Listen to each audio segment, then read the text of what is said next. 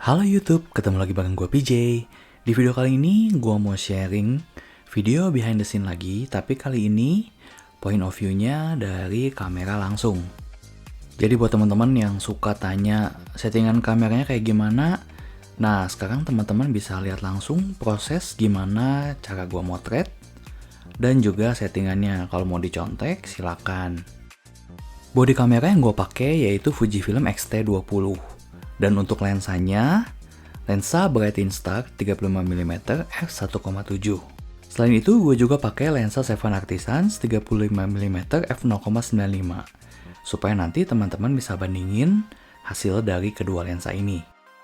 Buat teman-teman yang belum nonton video waktu gue sharing sama temen gue yang makeup artist, gimana cara untuk setting manual exposure di kamera, teman-teman bisa klik linknya ada di kanan atas. Karena gue pakai lensa manual, gue perlu pakai focus magnifier untuk ngezoom dulu sebelum motret supaya betul-betul fokus. Semua foto yang gue ambil pakai lensa 35mm f1.7 Bright Instax ini tanpa melalui proses editing alias langsung dari kamera. Prinsip gue dalam motret selalu pakai ISO paling rendah. Karena ISO paling rendah yang native di kamera Fujifilm itu ISO 200, makanya gue pakai ISO 200 aja.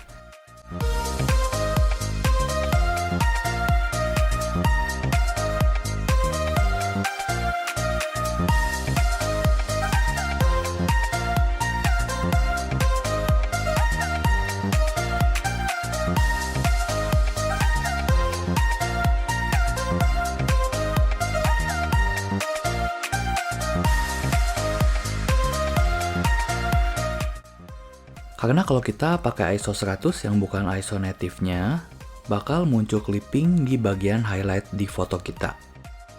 Buat teman-teman yang belum tahu, clipping itu adalah bagian highlight yang terlalu terang sampai warnanya jadi putih.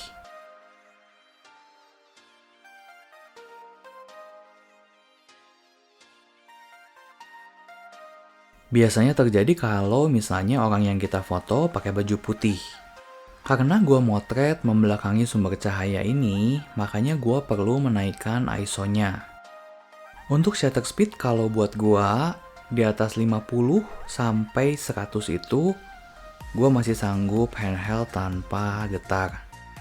Tapi buat teman-teman yang mungkin masih awal, gue saranin untuk pakai shutter speed di kisaran 100 sampai 200. Angka 100 atau 200 di sini artinya 1/100 detik. Atau 1/200 detik. Artinya sangat cepat, jadi menghindari untuk blur yang disebabkan oleh tangan yang bergetar. Untuk f, gua selalu pakai f paling besar. Untuk di lensa ini berarti f-nya 1,7.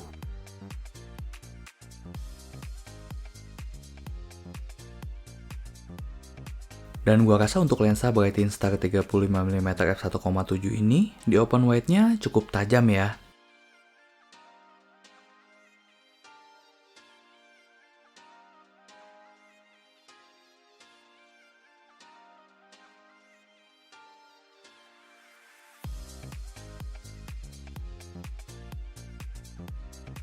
Buat teman-teman yang belum nonton video unboxing dan review dari lensa Bright Instax ini, linknya bakal gue taruh di kanan atas.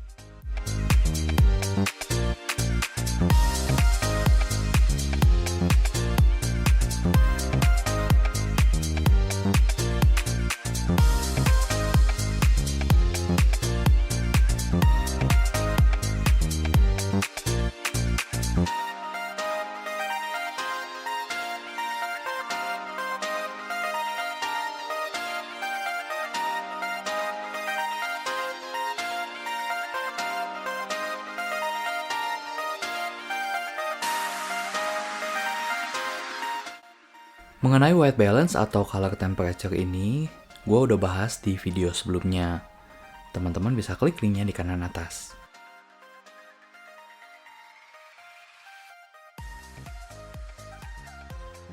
Sebelum motret, gue selalu rubah titik fokusnya supaya fokus di area mata. Karena ini foto untuk hasil make up.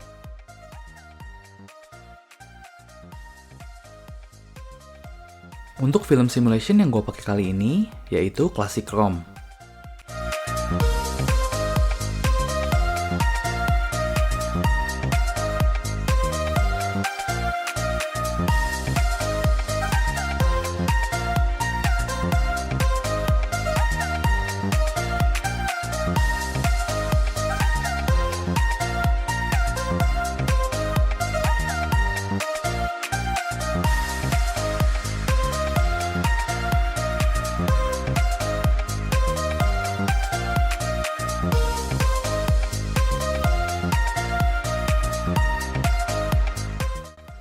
Untuk tutorial dasar pengoperasian kamera Fujifilm X-T20, gue udah bikin video terpisah. Teman-teman bisa klik linknya di kanan atas. Berikutnya gue bakal kasih sampel foto hasil dari kamera Fujifilm X-T20 dengan lensa 7 Artisans 35mm f0,95. Semuanya gue ambil di f0,95. Mungkin teman-teman bertanya-tanya kenapa gue pakai ISO 800 padahal tempatnya terang banget. Ini karena gue mau pakai dynamic range yang 400%. Dynamic range 400% ini fungsinya untuk supaya bagian highlightnya itu nggak terlalu terang dan bagian shadownya juga masih dapet. Untuk shutter speed, kalau misalnya kita pakai mechanical shutter di Fujifilm X-T20, maksimalnya itu di 1/4000. Kalau teman-teman lihat, kenapa gue bisa pakai shutter speed 1/5000 kayak gini? Itu karena di shutter type-nya gue rubah ke mechanical shutter plus electronic shutter.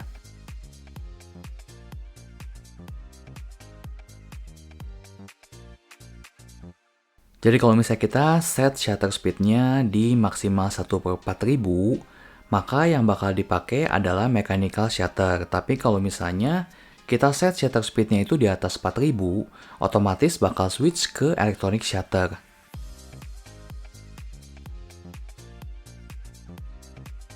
Kenapa sih pakai shutter speed-nya cepet amat? Itu karena gue pengen pakai lensanya di bukaan paling besarnya, yaitu f0,95. Kalau misalnya ISO-nya udah 800, fotonya bakal over kalau shutter speed-nya hanya di 1/4000. Jadi disinilah gunanya electronic shutter. Tapi teman-teman harus hati-hati kalau misalnya pakai electronic shutter di indoor dan pakai lampu artificial. Maksudnya lampu ruangan atau lampu continuous. Tapi karena di sesi pemotretan ini gue hanya mengandalkan cahaya matahari atau available light, maka pakai electronic shutter itu aman-aman aja. Nggak akan muncul garis-garis kayak kalau misalnya kita pakai electronic shutter tapi pakai lampu ruangan.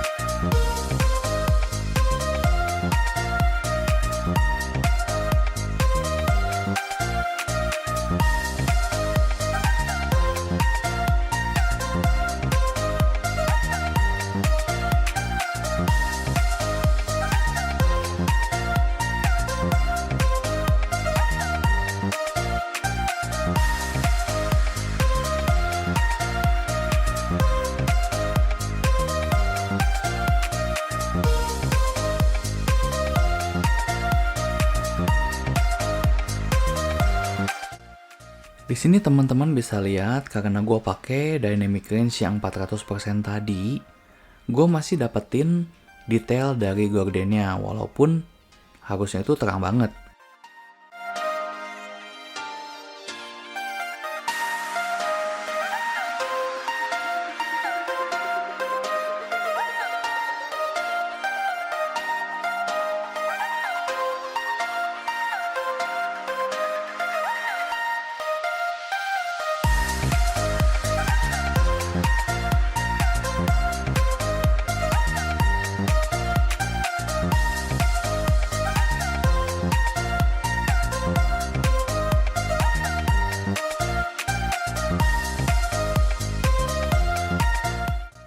Walaupun di exposure meternya ini menunjukkan plus 3 alias overexposure, tapi hasil akhirnya gue suka.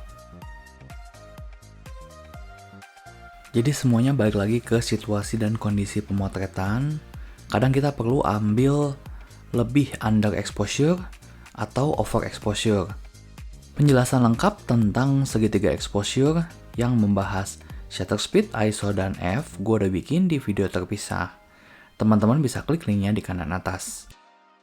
Oke, sampai sini dulu videonya. Semoga tipsnya bermanfaat buat teman-teman makeup artist yang pengen belajar motret pakai mode manual.